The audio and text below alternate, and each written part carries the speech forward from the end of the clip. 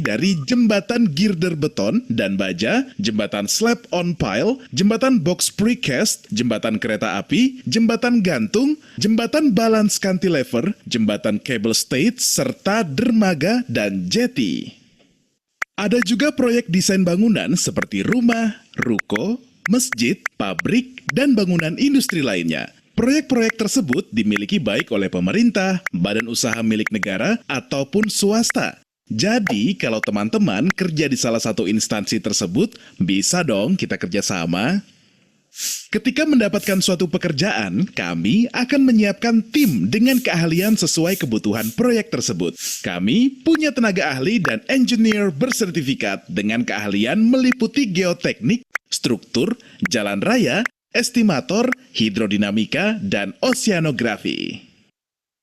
Setelah permodelan desain dari engineer dan tim ahli selesai, tahap selanjutnya adalah pembuatan gambar yang dikerjakan oleh drafter-drafter handal. Sebagai informasi, engineer dan drafter kami memiliki 2-5 tahun pengalaman dalam bidangnya.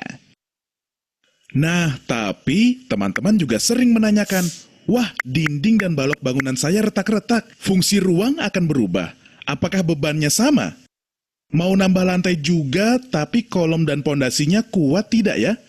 Berapa lama lagi umur bangunan saya ya? Masih kuat gak ya bangunan saya dengan peraturan gempa sekarang? Dan lain sebagainya. Yap, selain mendesain bangunan baru, Epic juga dapat melakukan review desain terhadap bangunan existing, serta memberi rekomendasi perbaikan yang optimum sesuai dengan kebutuhan. Sebelum mereview, biasanya divisi desain dibantu oleh divisi asesmen untuk melengkapi data primer yang dibutuhkan. Apa sih asesmen itu? Tonton video berikutnya ya.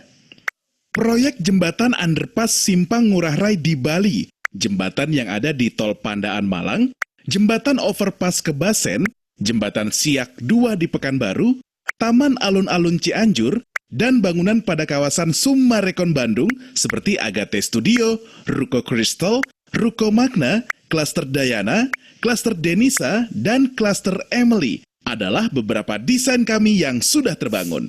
Kami akan terus membangun bersama-sama dengan teman-teman sekalian tentunya. Meskipun terbilang masih baru, Epic amat serius dalam membekali anggotanya dengan berbagai kegiatan yang dapat menambah keilmuan dan wawasan. Kami memiliki divisi Research and Development atau R&D.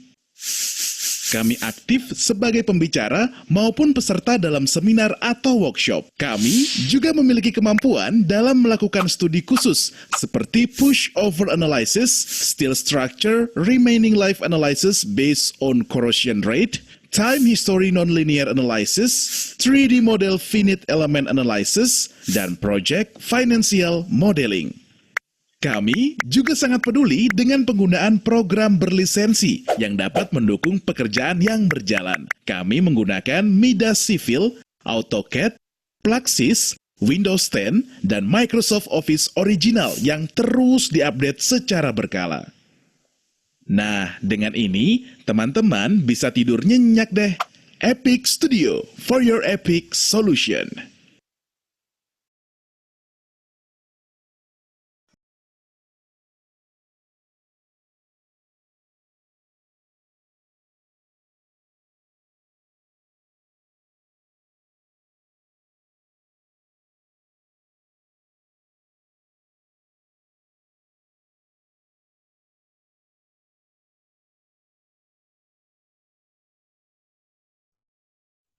Oke, Assalamualaikum warahmatullahi wabarakatuh. Selamat malam semuanya bagi para peserta, Ibu dan Bapak yang kami hormati. Malam ini kita sudah berada di acara Epic Centrum, yaitu Epic Santai, Epic Ngobrol Santai dalam Volume. Dengan tema kali ini atau judul acara malam ini adalah Breakwater Design 101 dengan speaker atau pembicara pada malam ini adalah Pak Mauludin Dwi Yoga Sutanto STMT, atau kami biasa memanggilnya dengan Pak Anto. Di sini juga kebetulan sudah hadir Pak Anto. Selamat malam, Mas, Bapak Ibu sekalian. Oke, terima kasih Pak Anto. Untuk acara malam ini sudah diikuti oleh 29 peserta yang join. Mungkin masih ada beberapa peserta lagi yang akan menyusul untuk masuk ke dalam room ini. Lalu untuk beberapa peserta yang hadir pada malam ini, sebaran profesinya yaitu ada sebagai konsultan, ada juga sebagai tenaga pengajar, ada sebagai ASN, lalu tak lupa juga ada pelaku kontraktor yang ikut, dan juga mahasiswa. Beberapa terlihat dari Politeknik Negeri Jakarta, dari Unpar, dari Unsri, dan universitas lainnya. Mohon maaf untuk profesi ataupun kampus yang tidak saya sebut pada malam ini. Terima kasih sudah join, sudah bergabung di acara kami, Epicentrum ini, yang mana merupakan satu acara yang dibawa ringan, tapi membahas tentang satu isu keteknikan, di mana pada malam ini adalah tentang breakwater atau yang biasa dibahas pada teknik kelautan. Oke, sedikit memperkenalkan diri. Maaf, saya Nugroho dari tim Epic Studio, dan saya akan mencoba mengenalkan sedikit tentang pembicara pada malam ini, yaitu tentang Pak Mauludin. Pak Mauludin ini adalah lulusan dari Teknik Kelautan ITB. Beliau angkatan 2005 ya Pak. Lalu melanjutkan S2 juga di ITB di Teknik Kelautan program magister itu di tahun 2012. Untuk pengalaman kerjanya sendiri, Pak Mauludin atau Pak Anto ini sudah bekerja mulai tahun 2010 di PT Ziva sampai tahun 2012. Lalu kemudian di PT Raya Surverindo dari tahun 2015 sampai 2019. Untuk saat ini sebagai freelance konsultan di Bandung dan Jakarta. Untuk pengalamannya sendiri yang sering dilakukan adalah mengenai pra-FS, FS, SID, dan DED bidang pelabuhan. Lalu selain itu juga Pak Anto ini juga sering melakukan SID dan DED bidang pengaman pantai. Oke, untuk acara Epicentrum sendiri ini coba saya jelaskan aturan mainnya. Pertama, untuk acara Epicentrum akan dibagi ke dalam 2 sesi. Yang pertama 50 menit sampai 60 menit pertama merupakan pemaparan dari pemateri yang pada malam ini adalah Pak Anto. Kemudian setelah selesai nanti akan dilanjutkan oleh 50 menit sampai 60 menit kedua, yaitu berupa tanya jawab dari para peserta yang mengajukan pertanyaan. Nah, ketika ada pertanyaan, silahkan ajukan kepada co-host ataupun host Epic Studio by message. Nanti pertanyaannya akan kami kumpulkan dan juga akan kami bacakan, sehingga nanti pemateri Pak Anto akan mencoba menjawab dari pertanyaan yang sudah masuk ke data kami. Mungkin seperti itu. Nah, ketika nanti di tengah-tengah ataupun selesai dirasa ataupun ada yang ingin ditanyakan, langsung saja mengajukan pertanyaan kepada kami, dan juga bisa menggunakan tombol reaction untuk clap dan thumbs up ketika mau memberikan apresiasi kepada Pak Anto. Dengan jumlah peserta yang sekarang sudah 39 dan jam yang sudah 20.13, mungkin untuk mempersingkat waktu, kita mulai saja pemaparannya, Pak Anto.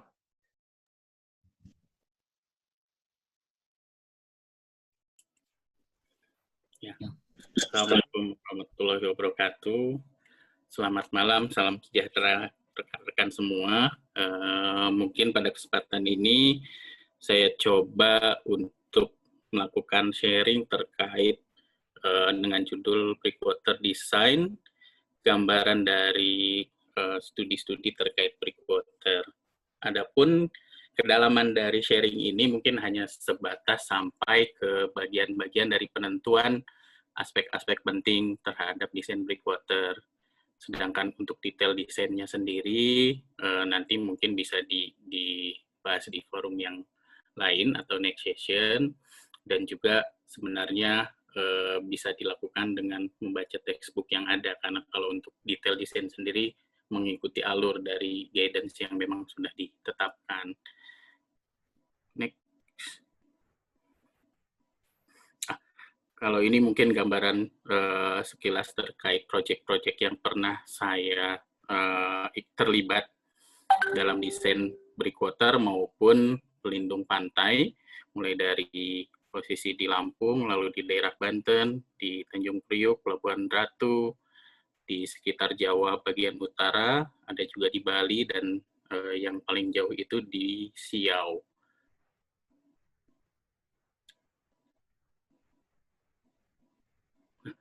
Secara umum sebenarnya breakwater itu masuk ke dalam struktur bangunan pantai, di mana bangunan pantai sendiri secara general bisa dibagi menjadi 3 bentuk bangunan, mulai dari revetment, lalu groin, dan ada juga breakwater. Revetment itu sebenarnya adalah bangunan yang melekat atau berhimpitan dengan sisi darat. Jadi dilakukan dengan tujuan perlindungan dari pantai maupun suatu kawasan yang langsung di posisi darat. Ini biasanya dilakukan pada posisi-posisi pantai yang sudah mengalami abrasi.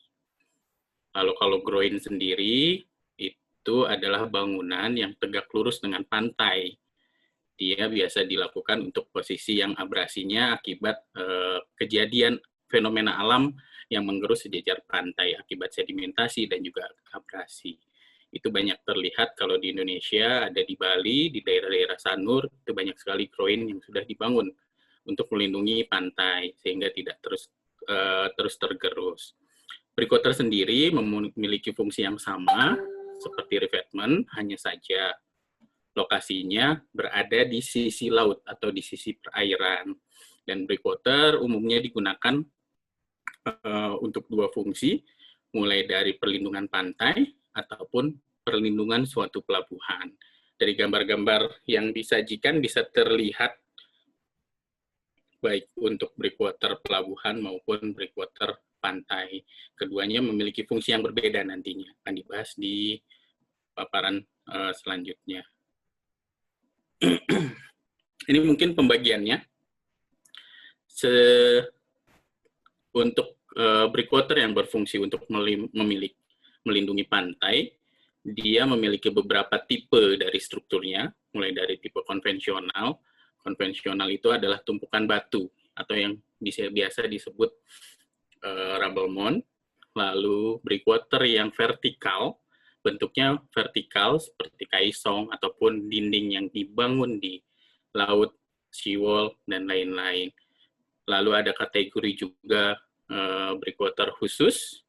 Breakwater khusus itu adalah modifikasi dari breakwater, mulai dari breakwater apung, dari seawall, dari seat pile, ataupun struktur-struktur yang memang dimodifikasi sebagai fungsi nantinya menjadi breakwater. Dan terakhir dari melindungi pantai itu ada submerged breakwater. Submerged breakwater ini adalah sebenarnya hampir sama dengan konvensional, yaitu tumpukan batu ataupun seperti vertikal, dinding-dinding yang ada di laut, hanya saja dia tidak muncul ke permukaan. Dia adanya di bawah level air di laut. Sedangkan kalau untuk pelabuhan sendiri hanya terdapat tipe yang konvensional, vertikal, dan khusus, karena submerged breakwater tidak akan efektif untuk melindungi kolam pelabuhan.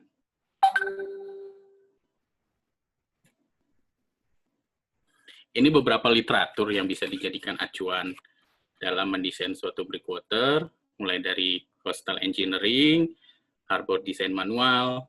Di Indonesia sendiri ada pedoman bangunan pantai dari PUPR, pedoman perencanaan breakwater dari Kementerian Perhubungan, pedoman operasi dan pemeliharaan bangunan pantai, lalu port engineering, salah satu yang bisa dijadikan referensi, lalu coastal engineering, shore protection manual, dan juga OCDA dari Jepang.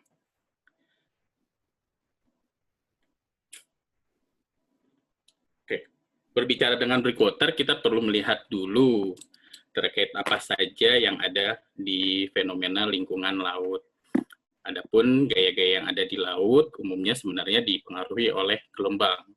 Gelombang sendiri terbagi menjadi dua, gelombang panjang dan juga gelombang pendek. Gelombang pendek itu bisa kita lihat secara visual. Seandainya kita ke laut atau ke pinggir pantai, kita akan melihat gelombang-gelombang yang datang, itu adalah kategori dari gelombang pendek. Sedangkan pasang surut itu sebenarnya adalah gelombang juga, hanya saja itu adalah gelombang panjang. Gelombang panjang itu, panjang dan pendek sebenarnya dibedakan akibat durasi ataupun periode kedatangannya. Seperti pasang surut umumnya di Indonesia itu kedatangannya 12 sampai 24 jam sekali. Sedangkan gelombang pendek, gelombang yang umum kita lihat, itu periodenya lebih ke detik. Dia datang setiap beberapa detik. Lalu dari gelombang pendek sendiri, sebelumnya, gelombang pendek sendiri, ada fenomena yang namanya breaking wave. Breaking wave itu adalah fenomena gelombang pecah. Ini digambarkan sebagai garis yang sebenarnya tidak ada di alam, tapi lokasinya bisa berpindah-pindah. Itu yang mengakibatkan biasanya terkoyaknya dasar perairan, seperti pasir ataupun lempung dan lain-lain, terangkat dan tergulung-gulung. Kalau kita lihat di film-film selancar, itu adalah lokasi dari gelombang pecah. Akibat gelombang pecah sendiri memunculkan suatu fenomena arus yang kita sebut dari cross-shore current, itu arus yang tegak lurus terhadap garis pantai, dan juga longshore current yang sejajar dengan pantai. Nah, breakwater sendiri didesain berdasarkan karakteristik suatu lokasi. Dia banyak terjadinya longshore current ataupun cross-shore current. Lalu dibangunnya di area yang sebelum breaking wave ataupun setelah breaking wave. Jenis-jenis dari breakwater sendiri itu ada attached breakwater, seperti yang terlihat warna kuning. Attached breakwater adalah breakwater yang dibangun secara menerus. Hitungannya dia panjang, sedangkan detached breakwater dia terpotong-potong dengan jarak antar breakwater dengan kriteria tertentu. Lalu di sana juga ada tergambar groin, dan umumnya breakwater pelabuhan itu berjenis dari attached breakwater. Dalam fenomena lingkungan laut sendiri, itu ada peran dari sedimen. Ada hal-hal yang nanti perlu kita pertimbangkan dalam penentuan layout sedimen. Oke, next. Ini adalah gambaran dari hal yang perlu dipertimbangkan dari transport sedimen, karena ketika kita keliru dalam menentukan posisi suatu breakwater, nanti akan terjadi fenomena yang sudah pasti, yaitu pengendapan sedimen ataupun nantinya ada abrasi. Salah satu contoh, kita membangun suatu groin di lokasi-lokasi yang memang lebih berperan longshore sedimennya ataupun longshore current-nya, arus-arus yang sejajar dengan pantai. Ketika arus sejajar pantai, itu akan membawa sedimen sejajar dari pantainya sendiri, sehingga kita tahan di sana dengan groin, mengakibatkan satu sisi akan tersedimentasi, dan sisi lain akan terjadi erosi. Dari perkembangan desain, sebenarnya groin ini mempunyai plus minus. Seandainya kita pemilik pantai di suatu lokasi, kita lakukan perlindungan dari groin, otomatis pantai kita akan terlindungi dari abrasi. Dan kita mendapatkan pantai tambahan dari pengendapan sedimen di sekitar struktur groinnya. Namun, di sisi yang berbeda, pantai tetangga kita akan mengalami erosi nantinya. Sehingga umumnya, groin paling ideal dibangun pada satu coastal cell pantai, di mana biasanya dibatasi oleh tanjung, dua tanjung, ataupun dibatasi oleh suatu sungai. Itu adalah salah satu kriteria dari coastal cell pantai. Groin akan efektif perlindungannya seandainya kita melakukan di sepanjang coastal tersebut.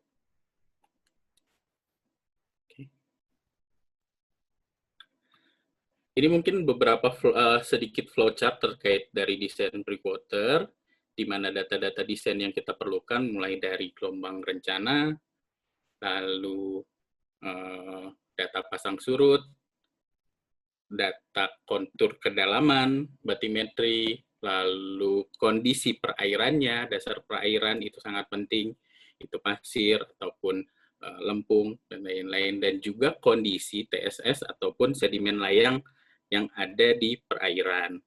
Dari sana kita olah dengan melakukan pemodelan numerik. Pemodelan numerik sendiri berfungsi untuk mensimulasikan kondisi yang terjadi di alam. Lalu kita tetapkan suatu layout breakwater.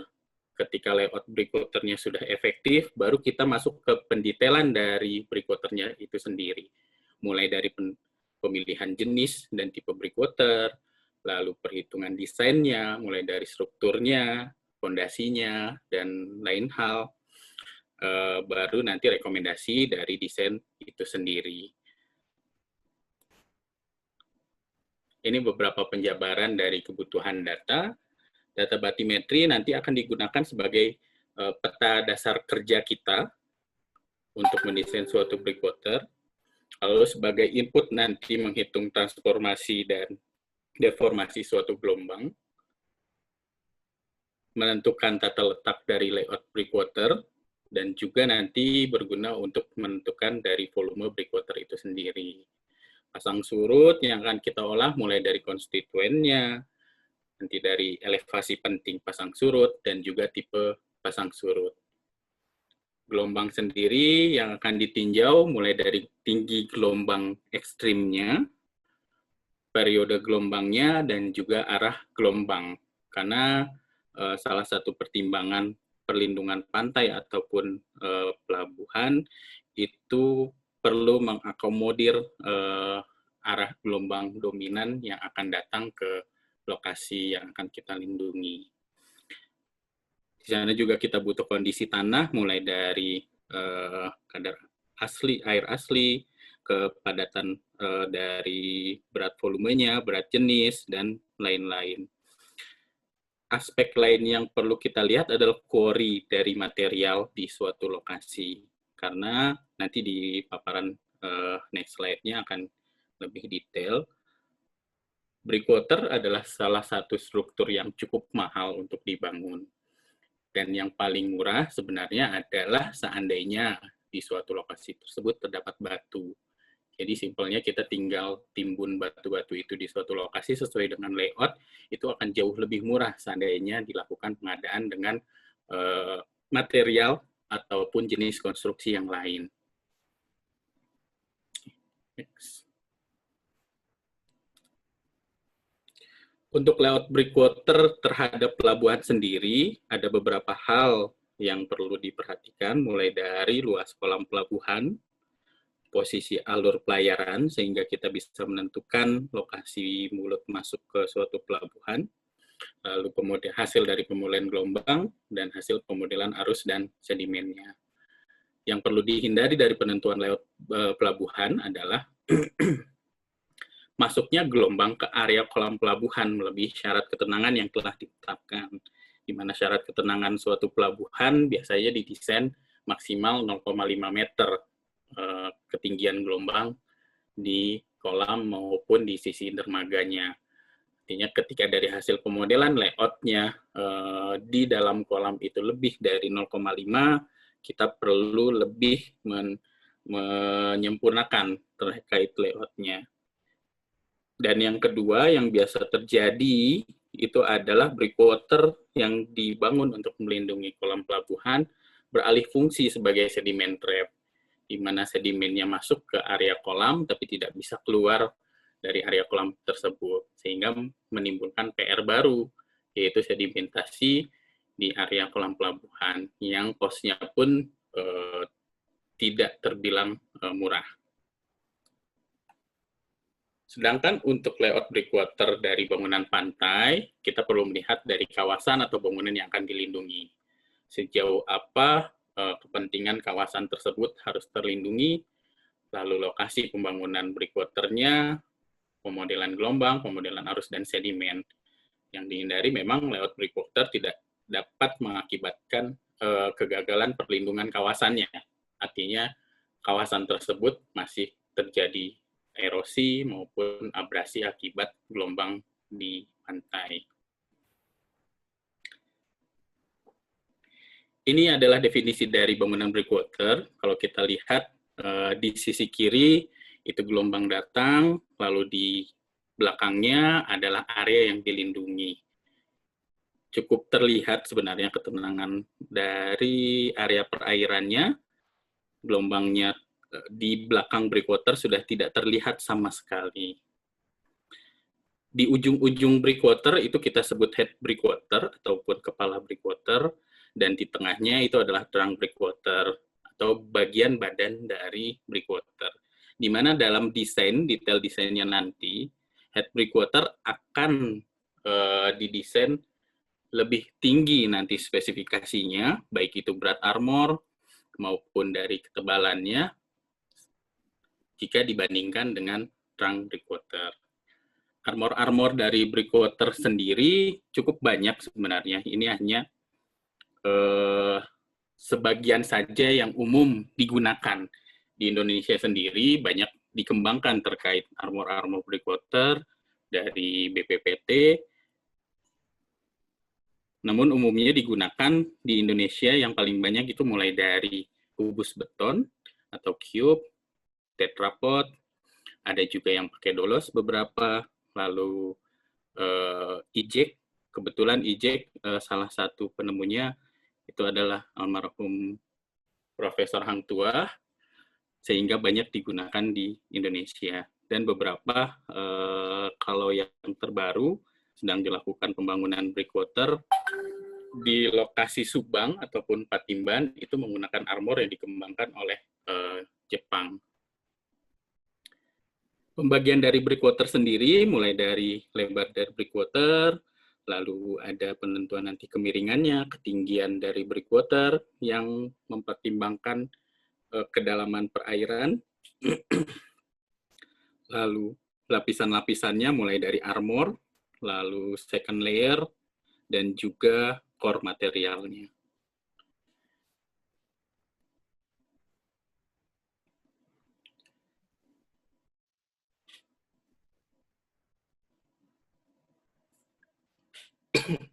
Ini adalah beberapa software yang biasa digunakan dalam pemodelan lingkungan laut.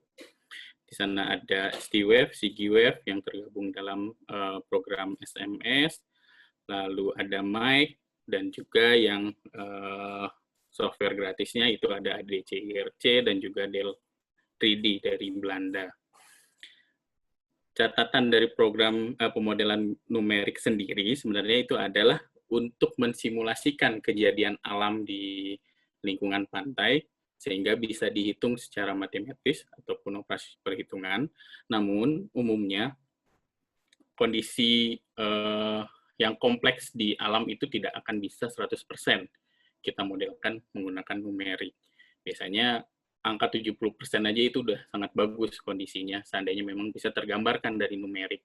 Sehingga untuk breakwater sendiri, itu memang direkomendasikan adanya pemodelan fisik di laboratorium.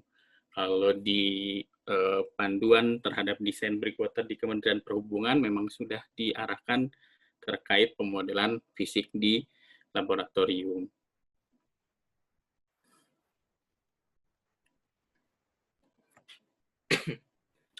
Pemodelan fisik yang biasa dilakukan itu bisa kita kategorikan menjadi dua tipe, yaitu pemodelan dua dimensi yang bertujuan untuk menguji stabilitas armor dan juga melihat overtopping. Dari struktur breakwater overtopping adalah kejadian melimpasnya gelombang ke belakang dari breakwaternya. Sedangkan yang tiga dimensi lebih nanti mengetahui layout efektif, mengetahui panjang struktur yang paling efektif, dan mengetahui tinggi struktur yang paling efektif. Umumnya tiga dimensi ini sangat sulit dilakukan karena terutama buat pemodelan sedimentasi. Bisa dibayangkan seandainya suatu butiran pasir itu kita konversikan ke dalam lab akan sangat kecil sekali sehingga tidak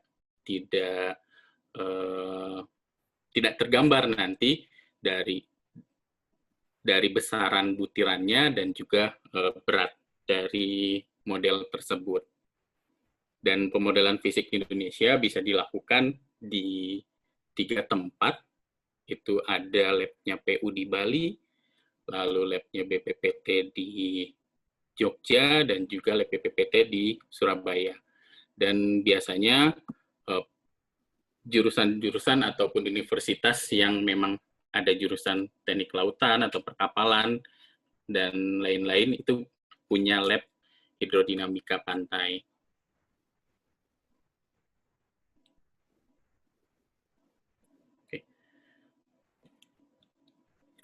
Setelah kita menentukan dari layout suatu breakwater, kita akan memilih tipe breakwater. Yang paling murah adalah breakwater mound atau rubble mound, yaitu berupa tumpukan batu. Itu bisa dilakukan seandainya kebutuhan kolam dan kondisi konturnya bisa terlindungi. Lalu nanti akan kita lihat ketersediaan quarry-nya di suatu lokasi tersebut. Apabila tidak terdapat quarry, itu bisa menggunakan armor modifikasi, seperti kubus beton, lalu tetrapod, dan lain-lain. Sedangkan kalau tersedia, kita tinggal pakai batu aja. Seandainya kebutuhan kolamnya, kawasannya itu sangat sempit, itu biasanya diakibatkan kontur kedalaman yang cukup dalam. Kalau pakai tumpukan batu, kan ada kemiringan, itu akan didapatkan volume yang cukup besar, sehingga sudah tidak ekonomis lagi. Bisa dilakukan dengan breakwater kaisong. Kaisong sendiri pertimbangannya dari kondisi tanahnya, kelandaian dari kemiringan dasar perairan, lalu volume material yang dibutuhkan nantinya. Itu perlu dipertimbangkan. Seandainya tidak memenuhi kriteria tersebut, itu bisa dilakukan desain untuk breakwater khusus, mulai dari breakwater seat pile, breakwater apung, dan juga modifikasi breakwater yang lainnya.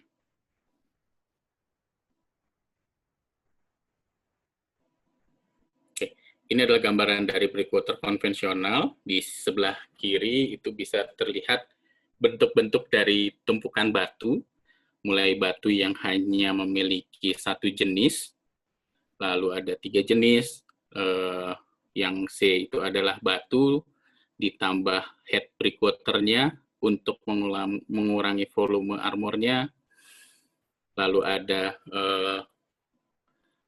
tumpukan suatu armor modifikasi saja, ada submerged breakwater, dan juga breakwater yang memiliki perbedaan elevasi di terakhir. Biasanya yang memiliki perbedaan elevasi ini ketika lokasi perlindungannya ataupun lokasi dari dibangun breakwater itu kondisi kedalamannya cukup dalam sehingga dibutuhkan suatu undakan dari elevasi. Ini ada beberapa kelebihan dan kekurangannya. Untuk breakwater jenis 1 itu memiliki kelebihan jenis materialnya hanya 1 sehingga mudah diadakan. Layernya pun hanya 1 dan konstruksinya akan paling cepat. Namun kekurangannya nggak semua wilayah memiliki quarry batu. Dan berat armor dari batu itu biasanya akan memerlukan berat yang lebih besar ketimbang armor modifikasi lain. Sedangkan jenis 2, dia sama, materialnya tetap batu, hanya memiliki konfigurasi dari berat yang berbeda-beda. Konstruksinya juga masih cepat dan mudah, dan juga terdapat two protection. Two protection ini biasanya untuk melindungi struktur dari breakwater terjadinya erosi di kaki breakwater. Dan yang ketiga, terdapat headbreaker di atas. Itu adalah modifikasi suatu beton yang ditempatkan di kepala breakwater. Itu akan mereduksi dari volume armor yang dibutuhkan. Dan juga terdapat two protection. Sedangkan kelemahannya memerlukan waktu untuk fabrikasi dari armor betonnya, fabrikasi dari armor head breakwater-nya, lalu konstruksinya lebih sulit dalam penataan armor breakwater, konstruksi lebih sulit dalam interlocking head breakwater-nya, dan stabilitas head breakwater-nya perlu diperhitungkan sehingga tidak terjadi kegagalan struktur dari head breaker-nya. Dan yang keempat, armor modifikasi beton itu bisa mereduksi dari berat batu yang dibutuhkan. Juga terdapat two protection. Kekurangannya kan dia menggunakan armor modifikasi, memerlukan waktu dalam fabrikasi betonnya. Dan konstruksinya akan lebih sulit karena perlu ditata satu persatu dari armor tersebut. Untuk jenis yang kelima, ini adalah submerged breakwater. Armor beton itu bisa mereduksi kebutuhan beratnya, dan juga volumenya akan jauh lebih kecil. Namun, dari sisi kekurangan yang paling mencolok adalah jenis submerged ini nggak akan bisa efektif seandainya pasang surutnya cukup tinggi.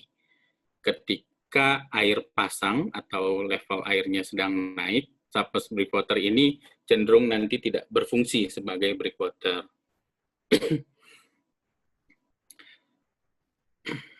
Dan yang kelima ini sebenarnya sama dengan yang kedua, hanya saja terdapat elevasi, dan biasanya dilakukan untuk lokasi-lokasi yang breakwater-nya, yang lokasi yang ketinggian gelombangnya cukup tinggi, dan juga elevasi ataupun kedalaman perairannya pun tinggi.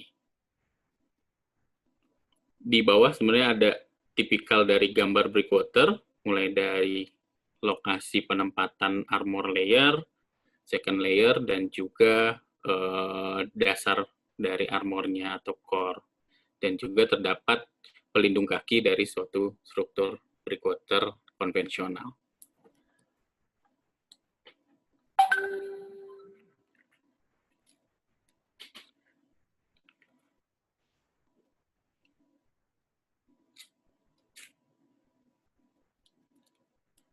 Ini ada video yang menarik sebenarnya. Konstruksi breakwater.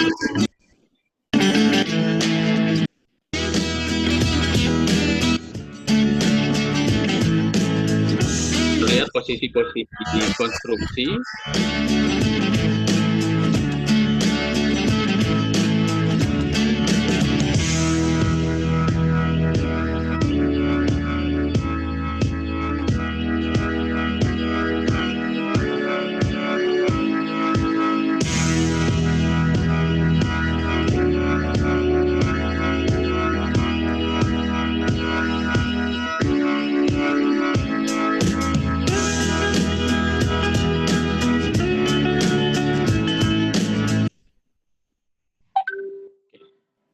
Mungkin sebelumnya,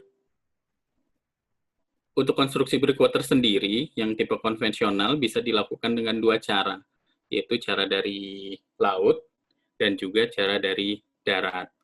Kalau dari laut, dia menggunakan barge, dan juga kalau dari darat itu biasanya ada temporary jalan akses, sehingga menuju ke lokasi titik breakwater yang akan dibangun. Pembangunannya mulai dari core, penimbunan core-nya, lalu dilanjutkan oleh second layer, di mana batunya biasanya lebih berat daripada core. Nanti baru ditata terkait armor intinya dari breakwater. Untuk armor modifikasi yang memerlukan penanganan khusus, bahkan bisa sampai dibutuhkan penyelam dalam penataan si armor breakwater-nya. Seperti misalkan eject ataupun tetrapod, itu biasanya ditata agar terjadi interlocking antar struktur armor tersebut. Next. Ini adalah backwater vertikal ataupun yang kita biasa sebut kaisong. Intinya dia adalah membuat suatu struktur yang vertikal ataupun tegak lurus terhadap dasar perairan. Ada beberapa tipe dari breakwater vertikal, mulai dari kaisong, lalu kaisong plus batu pondasi, kaisong plus submerged breakwater, dan juga kaisong dengan rubble mound. Terdapat juga kelebihan dan kekurangannya, ini bergantung pada masing-masing kondisi. Breakwater kaisong sebenarnya memang cenderung dihindari, karena memang ada dampak ketika kita membuat suatu struktur yang tegak di suatu perairan. Dampak dari struktur tersebut, gelombang yang datang akan jauh lebih besar ketika menghantam struktur yang vertikal. Secara generalnya, gelombangnya akan meningkat 2 kali lipat daripada gelombang datang yang seharusnya. Untuk konstruksi dari kaisong sendiri, ini ada video yang bisa ditampilkan. Itu dimulai dari perbaikan struktur tanah dasarnya, karena memang struktur kaisong memerlukan suatu kelandaian ataupun 50 cubic meter hopper and placed over the excavated footprint. The riprap work is carried out layer by layer, and the compaction work is carried out by using 5-ton ramming boat. Footprint leveling is carried out by the driver, using the scraping rod with rock material supplied by the string device, and a 200-ton barge is allocated to support the operation. The precasting work of caisson is executed layer by layer. The bottom shuttering consists of structural steel, timber deck, and fiberboard. Reinforcement bars will be fabricated over the bottom shuttering. Further, the props will be used for reinforcement work. Put the vertical steel bar for cross bulkhead, then the horizontal reinforcement. Both the outer shuttering and inner shuttering are steel structure combination formwork. Gantry crane is allocated for installation and removal of formwork. Meanwhile, the concrete mixer and pump truck are used to support the concrete work. Both the land transport and water transport are used for caisson transportation. First caisson is transversely shifted to the vertical way and longitudinally shifts to 4,200-ton semi-submersible barge by using gas bag. Second, the suitable tugboat is allocated to drag the caisson to submergence location. Then to installation location, after semi-submersible barge submerge and filling water to caisson up to buoyant stability condition. With a 2,000-ton barge as the locating barge, 2 hoists and 4 chain blocks are allocated to support the first caisson installation. Installation of second caisson is carried out by virtue of the first completed caisson. With the supporting of 2 hoists and 4 chain blocks, the rest of the caissons shall be done in the same manner.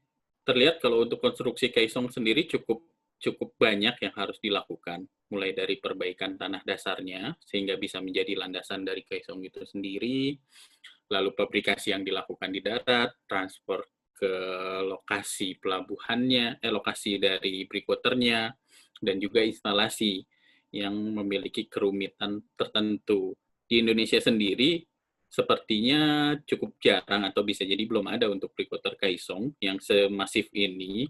Nantinya kalau prediksi saya sih bisa jadi ada breakwater kaisong seandainya rencana Greater Jakarta itu bisa diwujudkan.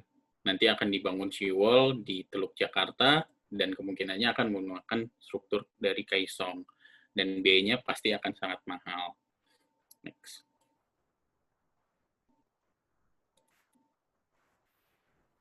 Ini adalah beberapa tipe breakwater khusus. Itu mulai dari skirt pile, di mana menggunakan tiang-tiang pancang, dan juga ada suatu armor beton yang membentuk seperti rock, makanya disebut skirt pile breakwater.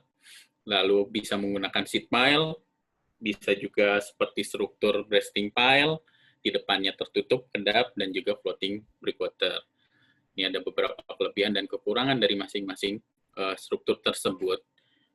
Di mana breakwater khusus cenderung memang banyak sekali kekurangannya, tidak akan bisa cenderung efektif ketimbang breakwater dari sisi konvensional, rubble mount ataupun vertikal. Ini bisa menjadi salah satu solusi untuk lokasi-lokasi yang sulit dijangkau untuk fabrikasi dan juga pelaksanaan, dan juga untuk kedalaman-kedalaman tertentu. Salah satu pilihan bisa mereduksi gelombang. Sedangkan untuk pelabuhan sendiri, yang paling umum dilakukan adalah untuk breakwater seat pile. Tapi dari konstruksi breakwater seat pile yang pernah dilakukan di Indonesia, umumnya mengalami kegagalan akibat seat pile-nya jebol dihantam oleh gelombang. Karena memang sudah cenderung ada kepastian nantinya suatu saat si seat pile-nya pasti akan jebol oleh gelombang.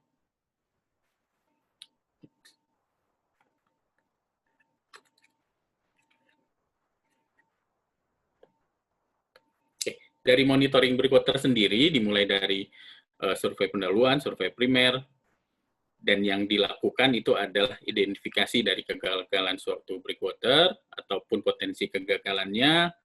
Kita lihat lagi dari efektivitas layout layout breakwater yang sudah dibangun. Lalu kita lihat pemilihan jenis dan tipe breakwaternya beserta perbaikan yang perlu dilakukan, desain dari suatu struktur perbaikan breakwater, rekomendasi, dan didetailkan melalui gambar rencana. Dalam melakukan suatu monitoring ataupun review desain suatu breakwater yang sudah dibangun, diperlukan juga model numerik dan model fisik untuk mensimulasikan kejadian yang sebenarnya terjadi di lokasi yang kita tinjau.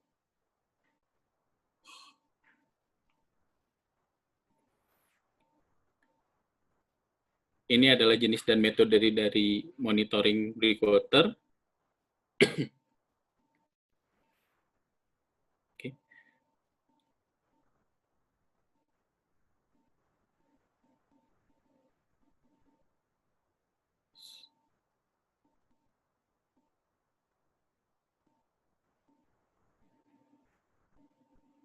Kita lihat dari monitoring kondisi lingkungannya, kita lihat dari kondisi pasang surutnya, kondisi gelombang, kondisi angin, kondisi dari kejadian gelombang, mulai dari run up-nya, perjalanan gelombang menuju struktur breakwater, lalu dari kondisi batimetri, kondisi pondasi tanahnya, dan lain halnya. Oke, next. Ini biasanya monitoring secara berkala, mulai dari peninjauan lokasi struktur keseluruhan secara visual dilakukan 6-12 bulan. Pengecekan geometri strukturnya, seandainya terjadi perbedaan geometri pada saat dibangun dan juga kondisi saat ini tiap 12 bulan sekali, letak masing-masing armor, bentuk, ukuran, dan kondisi armor, fondasinya umumnya dilakukan setiap 12 bulan. Lalu setiap 5 tahun sekali dilakukan monitoring terhadap kondisi breakwater di bawah air yang dilakukan oleh penyelam. Inspeksi breakwaternya tergantung kondisi bangunan. Inspeksi akibat badai biasanya dilakukan sesaat setelah terjadi badai, dan inspeksi akibat kejadian khusus itu seandainya terjadi kejadian khusus seperti tertabrak kapal ataupun kondisi-kondisi tertentu yang ada di perairan.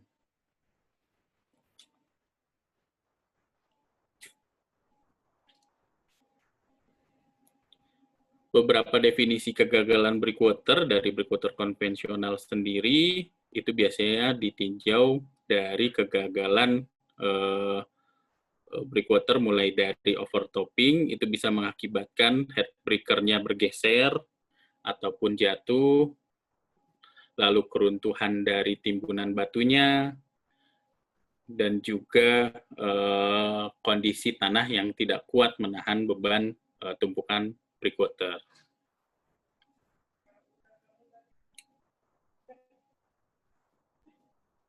Untuk caisson, kegagalannya mulai dari kegagalan sliding, dari struktur caissonnya yang rusak, baik itu retakan ataupun patahan, penurunan dari pondasinya, lalu ada seaward sliding, pengikisan dari kaki breakwater, kestabilan batuan armor pada pondasinya itu terjadi kegagalan, dan juga maupun kegagalan dari struktur caissonnya itu sendiri.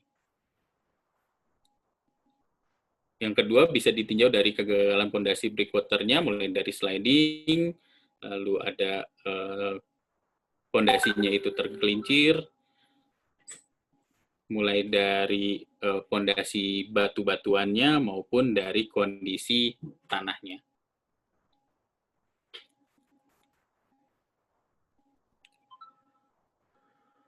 Yang bisa dilakukan terhadap breakwater yang sudah rusak ataupun terjadi kegagalan mulai dari penggantian armor, penutupan celah di breakwater ataupun tumpukan batunya, penambahan layer dari armor, penggantian armor, ataupun yang paling ekstrim rekonstruksi dari breakwater yang sudah rusak.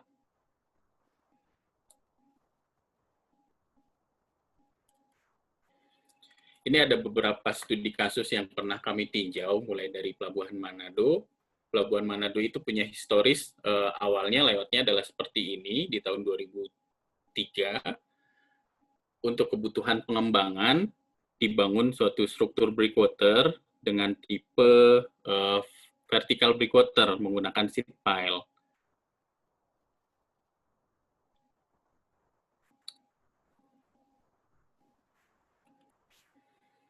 Di tahun 2006 itu mulai dibangun breakwater seat pile di Pelabuhan Manado. Terlihat dari gambar sudah mulai tersedia breakwater seat pile-nya. Namun pada tahun 2007 terjadi badai di sekitar perairan Sulawesi di Manado yang mengakibatkan kegagalan struktur dari seat pile-nya tersebut. Next.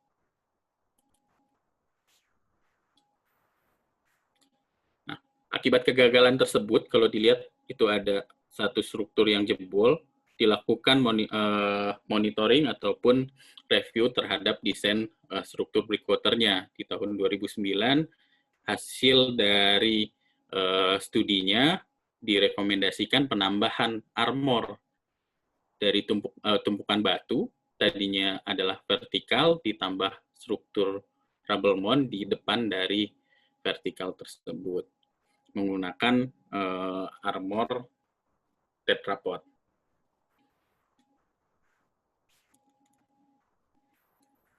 Oke, sampai di tahun 2011 struktur seat pile yang dibangun di sebelah selatannya pun ditambahkan tetrapod untuk mengantisipasi kegagalan yang pernah terjadi. Final desainnya struktur breakwater di Pelabuhan Manado menggunakan kombinasi antara breakwater vertikal dengan penambahan armor rubble mound di depan struktur vertikal tersebut.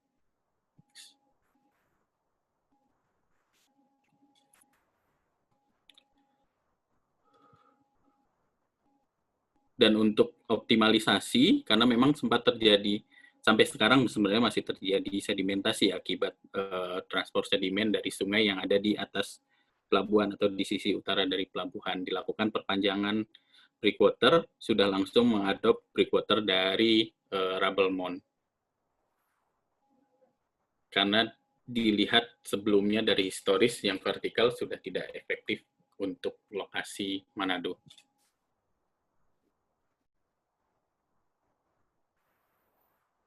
Ini adalah gambaran dari struktur seed pile yang mengalami kegagalan jebol akibat badai, sehingga diperlukan perkuatan armor di depan struktur tersebut.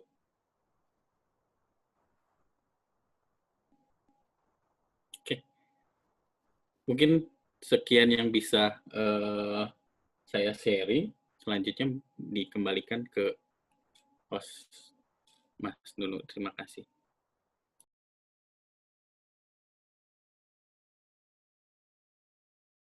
Oke, terima kasih Pak Anto atas paparannya. Mungkin itu hasil materi yang sudah disampaikan oleh Pak Anto, ya, kurang lebih terkait. Jadi kita, terutama saya ini Pak, jadi tahu nih, ternyata ketika ada breakwater itu bisa ini apa ya, yang existing itu kita bisa analisis efektivitasnya gitu Pak ya, dan juga apa yang harus dilakukan ketika misalnya breakwater itu dinilai kurang efektif. Nah, mungkin sekarang kita lanjut nih Pak ke sesi kedua, ya ini sesi tanya jawab.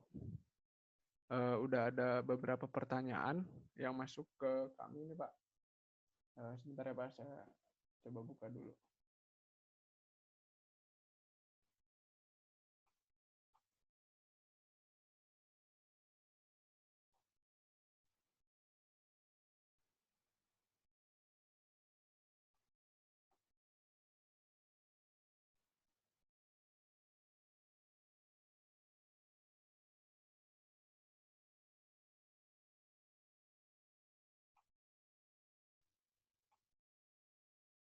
Pak Anto, kelihatan pertanyaannya Pak?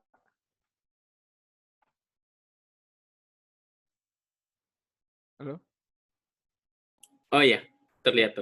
Ya, ini pertanyaannya dari Pak Rizaldi Pak. Malam, saya ingin menanyakan perihal struktur bambu untuk tanah yang jelek.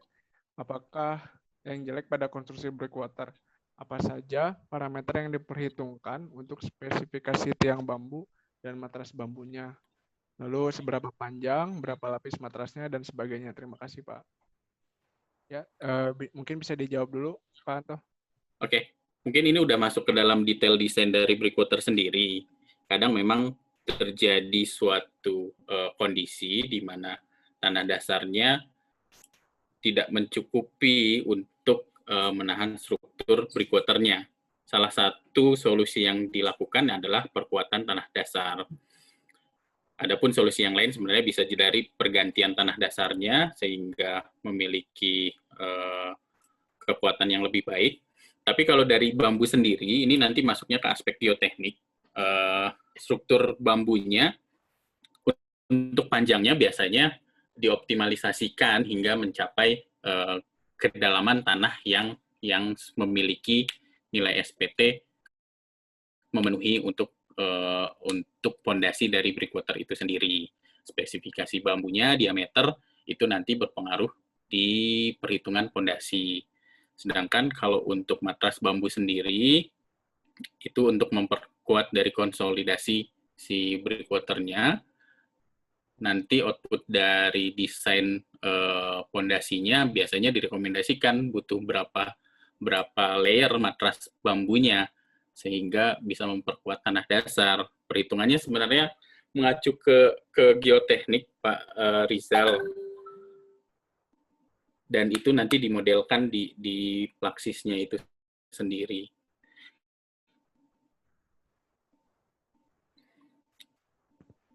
Parameternya secara umum ini nanti saya juga lebih ke sharing karena belum tentu benar ya Pak.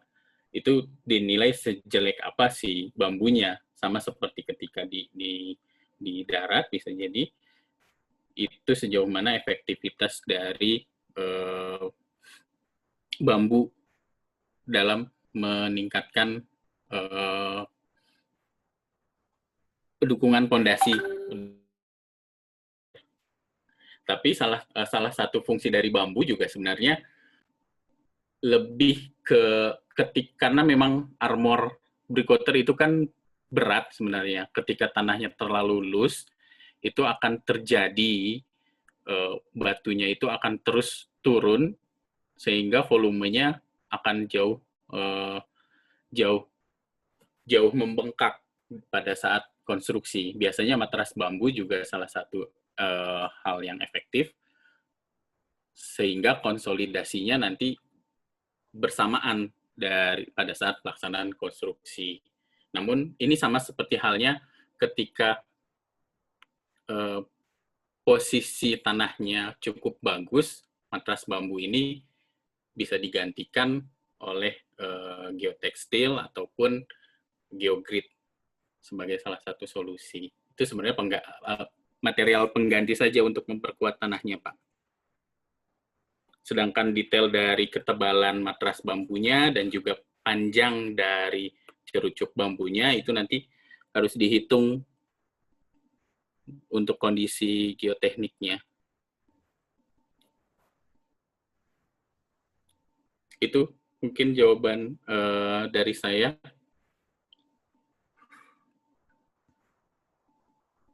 Oke, terima kasih Pak Anto. Untuk Pak Rizaldi, cukup Pak jawabannya Pak ya?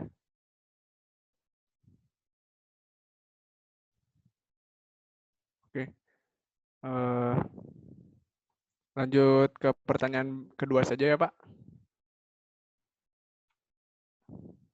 Ya, pertanyaan kedua ini dari Pak Demas. Pertanyaannya terkait pemilihan breakwater vertikal, itu batas minimum awal ketinggian yang cocoknya itu ketika kedalaman laut sudah lebih dari berapa meter ya Pak?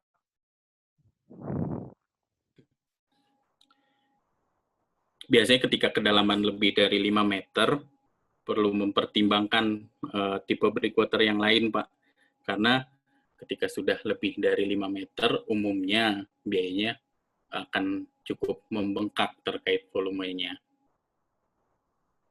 Oke. Jadi indikator Range.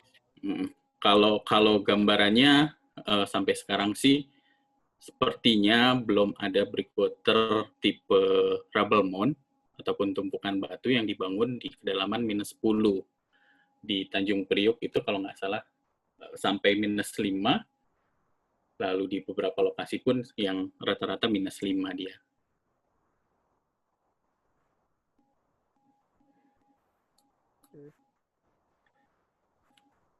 baik Pak. Kita lanjut saja ke pertanyaan berikutnya. Dari Pak Imam nih Pak, ada pertanyaan. Saya Imam dari Cilegon, izin bertanya. Untuk breakwater rata-rata di Indonesia itu di kedalaman berapa? Mohon maaf saya masih awam tentang breakwater. Tadi Pak, menyambung pertanyaan yang sebelumnya, rata-rata maksimalnya di -5 Pak. Oke.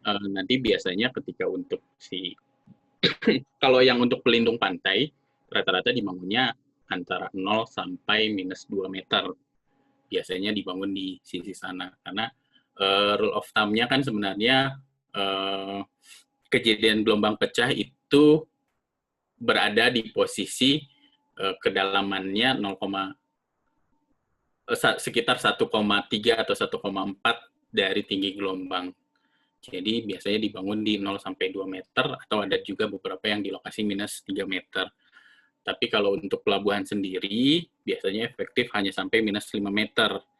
Ketika sudah lebih dari 5 meter akan dilakukan pengerukan untuk mengejar dari kebutuhan kolam pelabuhan. Tapi itu balik lagi dari kemampuan finansial pemilik pekerjaan, seandainya dia punya dana membangun lebih dari -5 meter, bisa saja dilakukan, Pak. Oke, baik Pak. Terima kasih. Lalu kita berlanjut ke pertanyaan berikutnya. Lalu dari Pak Tri menanyakan yang pertama, apakah apa yang umumnya menjadi penyebab terjadinya kegagalan breakwater? Lalu mungkin disambung aja Pak ya. Kalau kondisi breakwater itu dinilai rusak, itu penggantiannya bagaimana Pak? Apakah parsial ataukah ganti full?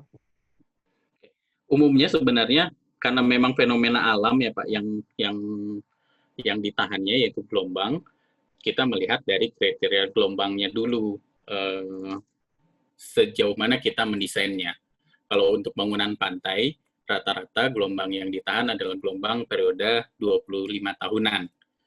Ketika gelombang periode 50 tahunan itu datang, bisa dipastikan si breakwater-nya itu akan terjadi kegagalan. Biasanya armornya akan berpindah tempat, berpindah lokasi karena tidak sanggup menahan beban gelombang tersebut.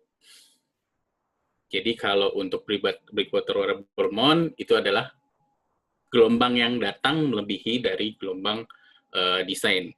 Salah satu contohnya di Jepang kan sering beberapa kali terjadi tsunami, rata-rata breakwater-nya pasti gagal kalau tsunami sudah datang. Lalu di beberapa tempat juga ada kejadian gelombang yang armornya berpindah lokasi, beberapa armornya jadi kegagalan karena gelombang desainnya sudah terlampaui. Sedangkan kalau struktur breakwater vertikal, karena memang dia terbentur terus-menerus akibat gelombang, dia memiliki umur layan yang sudah terlewati, biasanya terjadi jebol di struktur vertikal tersebut. Yang paling efektif sebenarnya kaisong, karena memang beratnya cukup berat sekali, sehingga dia sangat stabil, tapi balik lagi ke pelaksanaan konstruksinya yang cukup sulit dan biayanya akan sangat membengkak. Kalau sebagai informasi, gelombang dengan struktur breakwater dengan tipe konvensional ataupun rubble mount sendiri umumnya di pelabuhan itu bisa mencapai 40% dari biaya seluruh pelabuhannya. Jadi 40% itu hanya untuk bangun breakwater-nya saja. Padahal breakwater sendiri tidak bisa diusahakan di sana. Tidak ada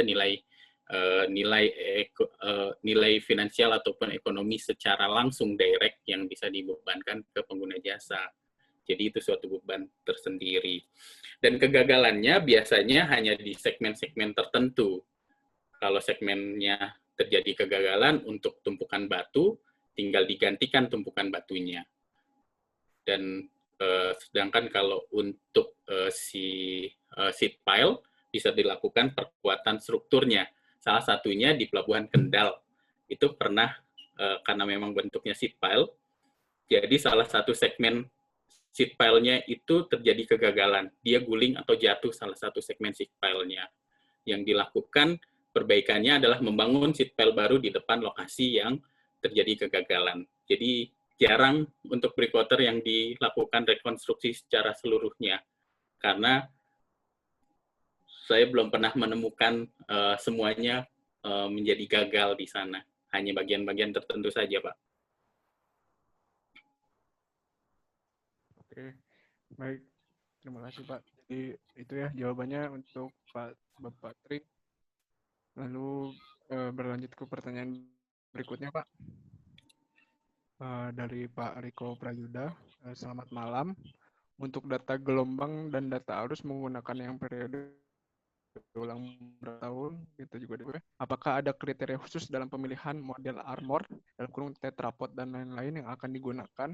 Terima kasih. Oke, data gelombang yang digunakan kalau dari ketentuan PU untuk pelindung pantai itu 25 tahunan, Pak. Kalau untuk pelabuhan ditetapkannya 50 tahunan. Sedangkan untuk kriteria dalam pemilihan armor, yang paling dipertimbangkan terdahulu adalah batu. Tapi ketika batunya tidak tersedia di lokasi tersebut, akan dipilih untuk armor modifikasi. Urutannya biasanya kita akan meninjau dulu dari sisi kubus beton. Semuanya nanti dikonversi ke biaya pembangunan. Ketika kubus beton itu sudah cukup tinggi nilainya, baru dipertimbangkan yang lebih tinggi lagi itu adalah tetrapod. Nanti ketika tetrapod dinilai sudah tidak ekonomis lagi, itu meningkat ke eject. Jadi masing-masing armor punya suatu nilai keefektifan. Jadi batu itu yang paling kecil, beratnya itu nanti paling berat, lalu yang kedua itu adalah si kubus beton, lalu masuk, seandainya itu sudah dinilai sudah tidak ekonomis, masuk ke armor-armor yang punya interlocking. Interlocking itu artinya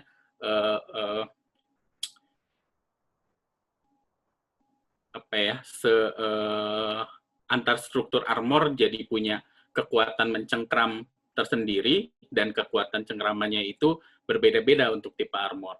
Seingat saya yang paling tinggi saat ini interlockingnya itu adalah tipe eject, dan biayanya pun per satuan armor dia memang paling mahal.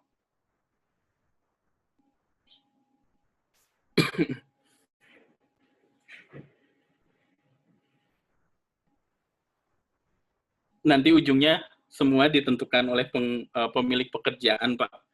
Akan dibandingkan mana yang paling efektif dan mana yang paling murah terhadap armor tersebut.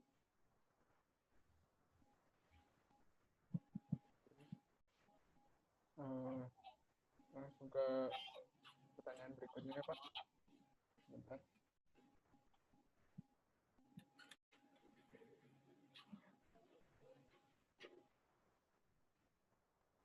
Dari Pak Juli Yuwono.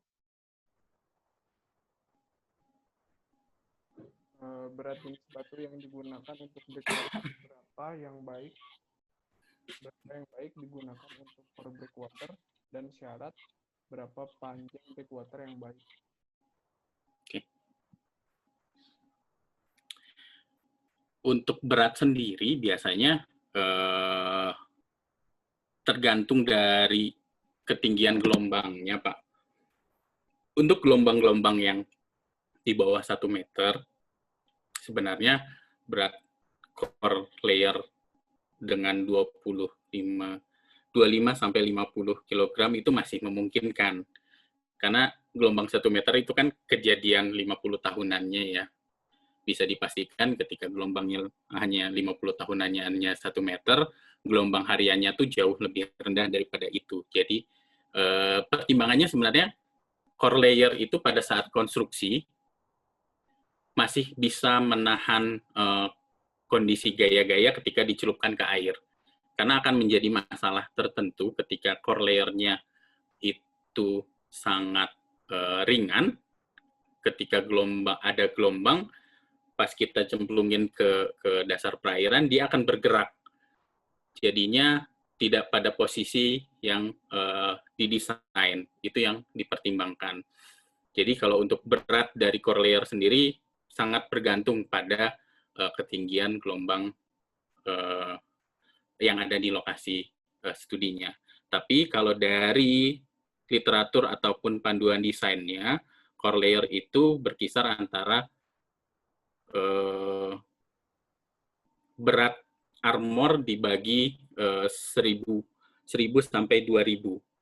Jadi kalau berat armornya adalah 100 sampai 200 kalau tidak salah. Seandainya berat armornya adalah 2 ton, core layer-nya berkisar antara 50 sampai 100 kg. Seperti itu, Pak. Untuk panjang breakwater ini bisa sepanjang-panjangnya, Pak. Tergantung perlindungan di belakangnya. Kalau untuk pelindung pantai, itu umumnya kan tujuannya adalah melindungi kawasan di belakangnya agar tidak tererosi dan berharap adanya sedimentasi, sehingga kita mendapatkan pantai yang jadi maju ke sisi laut. Dan itu biasanya terjadi ketika kita mendesain breakwater. Kalau desain breakwater panjang, yang perlu dipertimbangkan adalah akses menuju ke lautnya. Seandainya ada kegiatan masyarakat, mau nelayan ataupun pariwisata, mau ke pantai, kalau breakwaternya terlalu panjang, dia cukup memutarnya cukup jauh untuk menuju ke laut. Makanya yang dipilih biasanya adalah detached breakwater. Nah, panjang detached breakwater ini bergantung pada lokasi penempatan breakwaternya. Nanti ada perhitungannya, efektivitas jarak lokasi breakwater terhadap pantai dengan maksimal panjang dari breakwater itu sendiri. Minimal yang saya tahu dari literatur itu adalah jarak dari pantai ke lokasi breakwater merupakan panjang maksimal dari breakwaternya. Jadi kalau jaraknya adalah 500 meter, lokasi breakwaternya, panjang breakwaternya maksimal adalah 500 meter, Pak. 0,8 sampai 1 kali panjang jarak breakwater ke pantai.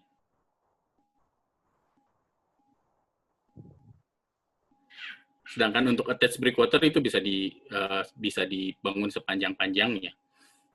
Tapi balik lagi, konsekuensinya aksesibilitas ke lautnya itu yang nanti akan terganggu. Oke. Jawabannya Pak Anto. Lalu pertanyaan berikutnya, Pak, dari Pak Adrian Firdaus. Bagaimana metode perhitungan biaya breakwater dalam breakwater dalam konstruksi? Apakah berdasarkan elevasi akhir atau volume? Lalu kalau volume, bagaimana metode perhitungannya dan berapa toleransinya? Terima kasih. Ini saya harus mencerna dulu pertanyaannya. Metode perhitungan biaya breakwater dalam konstruksi. Jadi komponennya banyak ya sebenarnya, mulai dari material dasar yang harus disediakan, baik itu batu maupun armor modifikasi, lalu komponen transportnya, lalu komponen dari penempatan posisi-posisinya, posisi batunya, itu ada seandainya kita dari laut, ada kapal transportnya, dan juga peralatan-peralatannya, kren, dan lain-lainnya. Kalau seandainya dari darat perlu diperhitungkan biaya temporary, jalan temporary menuju lokasi breakwaternya. Hal seperti itu yang memang perlu diperhitungkan. Selanjutnya, apakah berdasarkan elevasi akhir atau volume? Ini saya masih belum ngerti yang dimaksud apakah elevasi akhir atau volume. Mungkin coba saya tebak juga mungkin, Pak ya. Maksudnya perhitungan biayanya tuh satuannya apakah elevasi atau volume per pecahan tadi elemen yang sudah Bapak sampaikan. Oh, yang bisa dibandingkan sebenarnya adalah volume. Kalau elevasi kan itu adalah desain. Nanti volume itu bergantung pada kemiringan breakwaternya.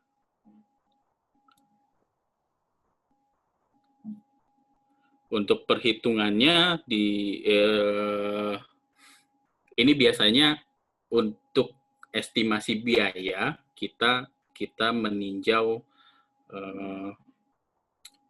penyederhanakan dengan menghitung volume berdasarkan potongan-potongan dari breakwater. Jadi umumnya dilakukan potongan setiap 10 meter. Namun itu kan lebih ke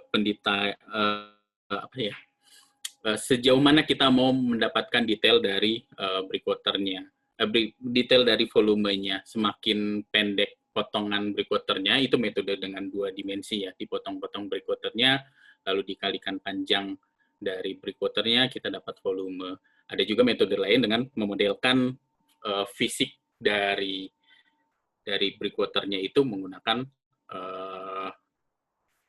3D. Jadi akan langsung tergambar sebenarnya volume realnya berapa. Tapi itu juga kan bergantung dari data batimetri yang kita punya. Seandainya kita punya data batimetri yang cukup rapat, itu bisa kita lakukan penggambaran 3D terhadap seluruh struktur breakwaternya, sehingga pendekatan dari volumenya akan cenderung lebih mendekati dengan real di lapangan. Kalau misalkan data batimetri ini balik ke dasarnya lagi, peta batimetri sebagai gambaran peta untuk mendapatkan peta batimetri bisa dilakukan dengan single sounding ataupun multi dari soundingnya. Itu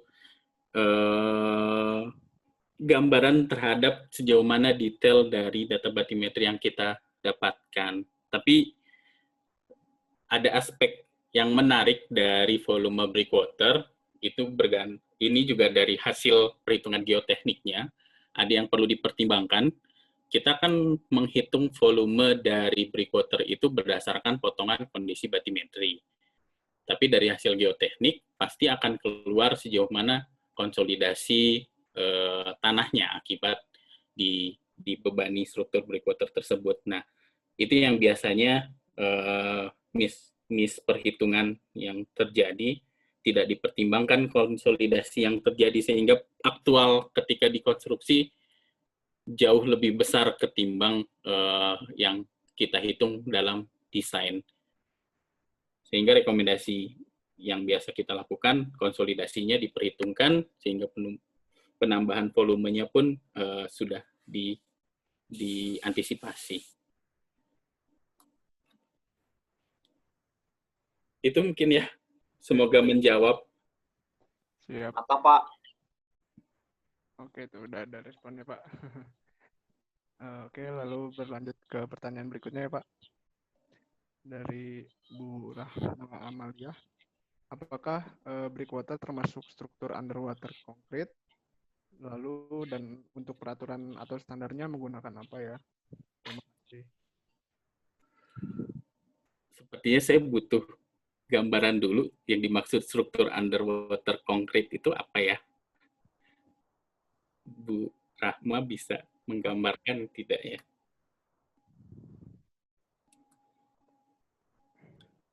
Bisa jadi ini istilah baru untuk saya. Kalau untuk pertanyaan kedua, peraturan atau standarnya menggunakan apa? Tadi sudah sempat disampaikan di materi paparan, ada banyak sekali literatur. Namun umumnya yang digunakan itu adalah US Code, mulai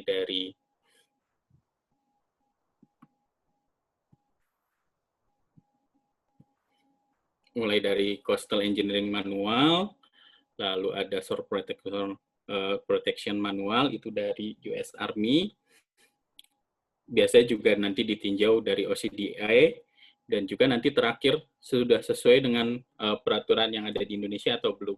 Karena memang pedoman yang ada, yang sudah ditetapkan di Indonesia, baik itu PUPR maupun Kementerian Perhubungan, itu mengadop kedua code dari Amerika dan juga dari Jepang.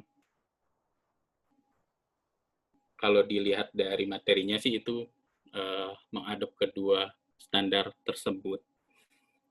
Nanti Bapak, Ibu, atau rekan-rekan sekalian bisa mengunduh sebenarnya pedoman-pedoman bangunan pantai ataupun perencanaan breakwater dari kedua institusi tersebut atau kementeriannya, PUPR dan juga Kementerian Perhubungan. Ini saya sebenarnya ada sih kalau nggak salah yang pedoman perencanaan breakwater di Kementerian Perhubungan. Kalau yang bangunan pantai PUPR saya dalam bentuk draft penetapannya. Jadi baiknya memang langsung ke websitenya PU saja. Yang pertanyaan pertama kayak belum terjawab. Ya, Pak, belum ada respon juga dari Bu Rahmanya. Tapi yang pasti itu adalah karena memang armornya nggak harus konkret ya, bisa dari baja, bisa dari batu. Mungkin kurang cocok kalau untuk underwater konkret. Tapi kalau struktur underwater, breakwater juga ada yang floating. Jadinya belum tentu juga di underwater. Floating itu kalau nggak salah di daerah Papua, karena memang tinggi gelombangnya cukup tinggi, lalu material yang tersedia juga terbatas, transportasi ke sana terbatas. Sempat beberapa saya dapat info sih perencanaan menggunakan floating breakwater, itu salah satunya dimodifikasi dari baik itu menggunakan sebutannya apa ya, saya lupa, plastik-plastik yang memang didesain untuk floating. Ada juga yang memodifikasi dari kontainer, dibikin kedap lalu di floatingkan. Dan beberapa pernah dites di Indonesia dari PU Bali, itu mendesain suatu breakwater floating di sekitaran Bali Timur, tapi kalau saya dengar hasil risetnya sih terjadi kegagalan dari struktur seling ke pondasinya itu lepas karena tidak kuat menahan gelombang. Sampai sejauh ini memang belum dirilis keberhasilannya untuk breakwater floating terhadap efektivitas mereduksi gelombang.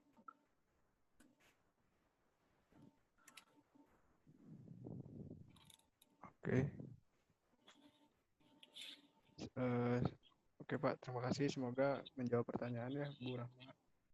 Lalu ini ke pertanyaan terakhir nih Pak, dari Pak Ahmad Shibli Husni. Adakah breakwater yang berfungsi sebagai penahan tsunami? Sejauh yang saya tahu sampai sekarang belum ada, karena biayanya akan sangat mahal sekali untuk menahan tsunami. Dan akan sangat tinggi sekali nanti breakwaternya. Jadi breakwater itu punya salah satu dilematis ketika kita membangun breakwater yang akan bisa berfungsi menahan apapun gelombang yang datang, itu akan dibutuhkan breakwater yang sangat tinggi. Dampaknya masyarakat sekitar jadi nggak bisa melihat laut karena ada struktur yang sangat tinggi menghalangi pemandangan tersebut. Ini yang terjadi sebenarnya di Bali. Di Bali itu apa ya, salah satu pura yang ada di laut terkenal itu, saya lupa namanya. Itu sempat dibangun breakwater untuk melindungi pura yang ada di pulau terpisah. Ada yang orang Bali nggak bisa kasih tahu lokasinya, saya lupa. Jadi sudah sempat dibangun breakwater itu mengelilingi situs tersebut. Ya, Tanah Lot, betul. Di Tanah Lot itu sudah sempat dibangun struktur breakwater rubble mound yang ada di atas air. Tapi karena pertimbangannya pariwisata, lalu dilakukan redesign, struktur breakwater yang sudah jadi tadi dimodifikasi dan digantikan menjadi submerged breakwater. Jadi masyarakat yang berkunjung ke sana cenderung tidak bisa melihat breakwater di sekitarnya karena dia ada di bawah perairan. Dan biayanya sangat mahal sekali ketika sudah jadi, lalu dimodifikasi untuk kepentingan pariwisata. Itu balik lagi ke kepentingan di belakangnya yang harus dilindungi. Lalu salah satu contoh juga yang pernah kita desain di pembangkit listrik gas di Tanjung Priuk, itu lebih ke monitoring. Lalu setelah monitoring memang efektivitas dari breakwater-nya sudah berkurang, perlu ditambahkan atau redesign armor di sepanjang pantai untuk melindungi ke belakangnya karena gelombangnya sudah melimpas ke area jalan di sekitar lokasi. Seperti itu.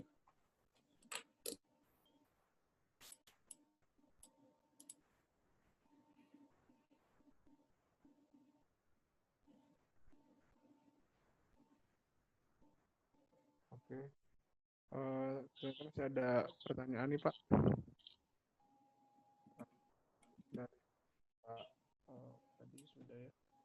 Dari Pak Muhammad Chandra, selama ini di kolam pelabuhan dengan breakwater selalu berhadapan dengan masalah sedimentasi, terutama pada area dekat muara sungai dan area pantai dengan longsor yang dominan itu Untuk itu apa solusinya, Pak?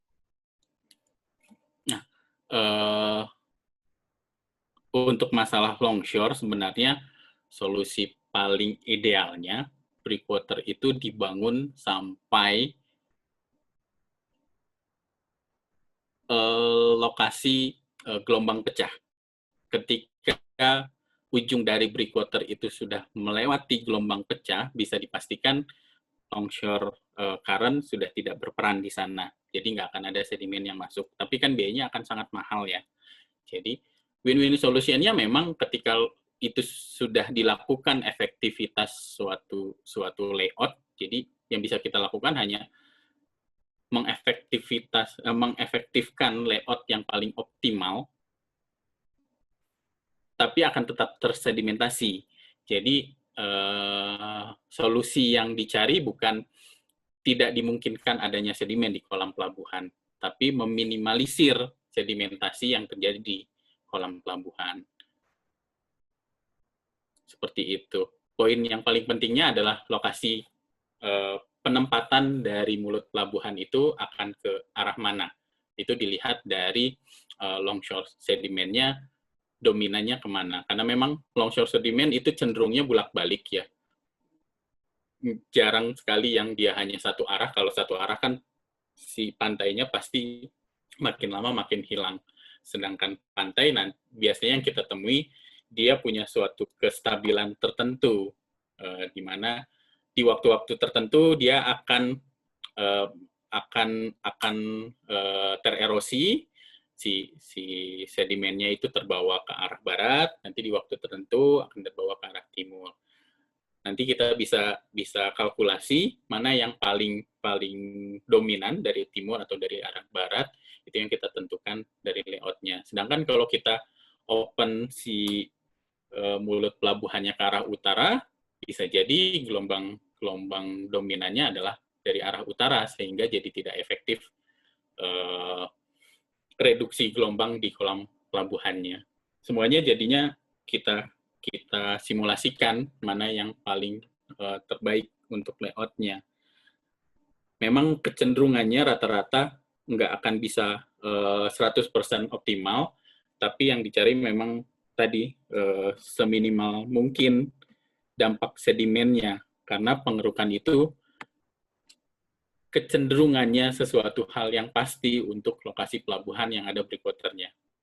Tapi minimal tidak tiap tahun dia melakukan pengerukan. Seperti contohnya di pelabuhan Tanjung Priuk, itu kenapa tiap tahun dilakukan pengerukan. Yang pertama dari sisi bisnis untuk memastikan kapal bisa masuk. Lalu yang kedua, ada banyak sekali sungai yang bermuara ke kolam pelabuhan Tanjung Priuk. Jadi mau nggak mau memang harus dilakukan perawatan. Dan kayaknya sedikit sekali sebenarnya pelabuhan yang punya kolam putar, yang punya breakwater di Indonesia. Salah satunya Cirebon. Cirebon itu kalau nggak salah 3 tahun sampai 5 tahun sekali dilakukan pengerukan. Sudah cukup optimal. Tapi memang ada rencana perpanjangan dari breakwater-nya sampai ke lokasi gelombang pecah. Tapi konsekuensinya biayanya mahal. Itu gambarannya. Ya, Pak.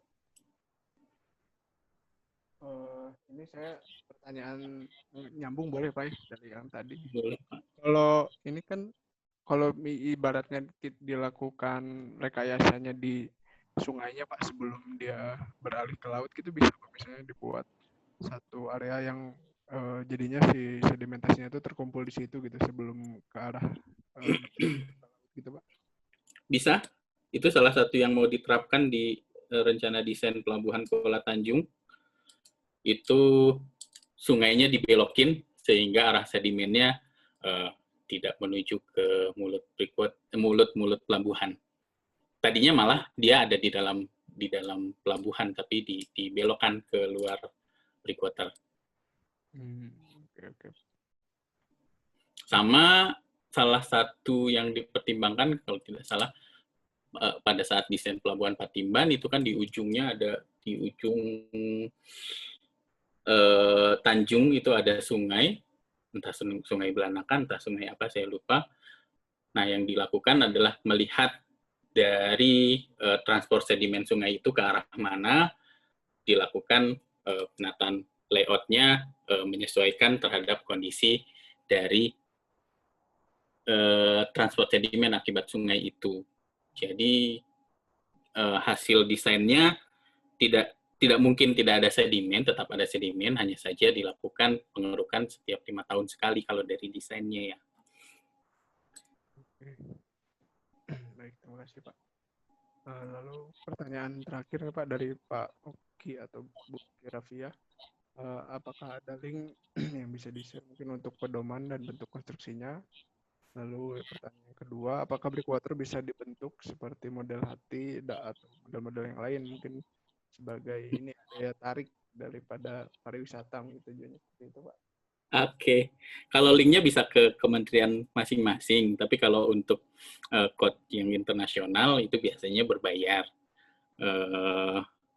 Kalau nggak salah kalau Kemenhub udah di-share deh, bisa masuk ke webnya Kemenhub, JDIT-nya, JDIH-nya. Kalau PU, saya juga belum pernah mengunduh karena memang punya draft dari dokumennya. Ya, itu mungkin kalau untuk link-linknya. Kalau untuk breakwater bisa dibentuk model hati, sebenarnya bisa-bisa aja, tapi sejauh mana efektivitas dari model tersebut. Karena yang dipertimbangkan dari armor itu kan sebenarnya adalah interlocking antar armornya. Jadi sejauh mana dia bisa mengikat. Makanya rata-rata bentuknya adalah sudut-sudut, karena memang lengan yang bersudut itu bisa saling mengikat antar armor tersebut. Janggal ya kalau bentuk hati kan lebih ke sebutannya apa ya, itu cenderung tidak bersudut, jadi bisa dipastikan seharusnya nggak ada interlocking antar armornya, jadi efektivitasnya pasti sangat rendah. Kemungkinan kegagalannya akan sangat tinggi. Bentuk hatinya bisa jadi dalam bentuk bentuk dari layout-nya bisa dibentuk seperti itu, namun kembali lagi ke dasar pemikiran penyelesaian masalahnya. Kalau memang dari pariwisata bisa saja dilakukan seperti itu, tapi konsekuensinya akan jauh lebih mahal ketimbang ke tujuan awal hanya untuk melindungi area tersebut saja. Sebagai gambaran, kalau satu pulau harus dilindungi secara menyeluruh, itu tinggal kita buat lingkaran saja, tapi kalau dibikin lewatnya dalam bentuk hati kan volumenya jadi bertambah ya. Karena ada beberapa, saya cukup melihat banyak pulau-pulau kecil yang punya peranan penting, itu dibangun breakwater sekeliling pulau tersebut.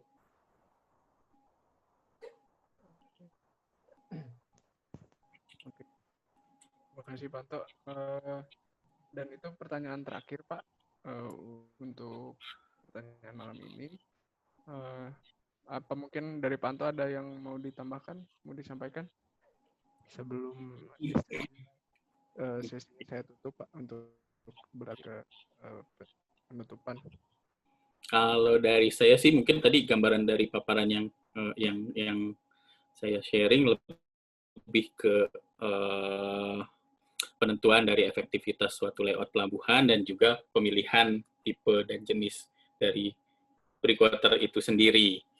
Kalau untuk detail desainnya nanti bisa lebih ke code yang memang sudah ditetapkan dan juga sangat berpengaruh terhadap tenaga ahli yang lain, baik itu struktur, kalau misalkan breakwaternya merupakan modifikasi dari struktur, dan juga dari geoteknik, bidang geoteknik terhadap ketangguhan pondasi suatu daerahnya. Itu mungkin yang bisa saya sampaikan. Oke, terima kasih Pak Anto. mungkin itu bapak-bapak dan ibu-ibu paparan yang dan juga tanya jawab yang sudah dilakukan dan sudah diberikan oleh Pak Anto. Mungkin kita untuk sekarang bisa memberikan reaksi berupa clap atau thumbs up atas presentasi dan jawaban yang sudah diberikan oleh Pak Anto terhadap pertanyaan-pertanyaan yang ada. Untuk berikutnya kita seperti biasa untuk ambil dokumentasi foto. Kiranya mohon berkenan untuk menyalakan audio dan videonya untuk nanti kita sama-sama ambil dokumentasi.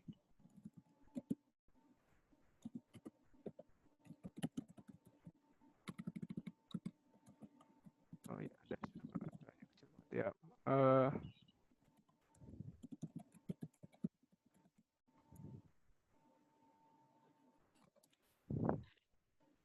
Oke, Rok, sudah bisa diambil dokumentasi, Rok?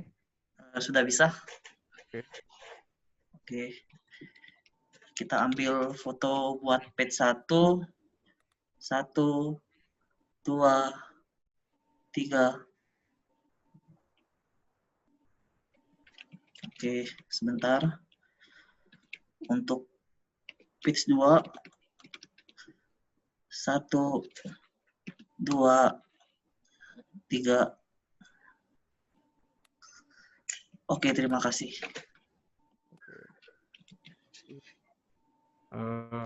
Oke, terima kasih. Mungkin dengan ini saya izin menutup ya, Pak Anto. Terima kasih sekali lagi saya ucapkan kepada Pak Anto atas waktunya dan juga kepada bapak-bapak dan ibu-ibu peserta yang sudah bergabung dan menyimak dan juga aktif bertanya. Mudah-mudahan materi yang disampaikan menjadi ilmu baru bagi kita dan juga mungkin untuk barangkali ada Bapak Ibu yang punya proyek atau pertanyaan jadi terkait breakwater atau teknik pantai ini udah nggak bingung lagi nih, mungkin bisa nanya ataupun bekerja sama dengan Pak Anto gitu, Pak Anto ya. Siap. Oke, paling gitu saya selaku moderator pada acara malam ini mengucapkan terima kasih sekali lagi dan memohon maaf apabila ada kesalahan ataupun kekurangan dari saya pribadi dan juga tim Epic Studio. Akhir kata, saya ucapkan terima kasih. Assalamualaikum warahmatullahi wabarakatuh. Selamat malam, selamat beristirahat. Baik, terima kasih.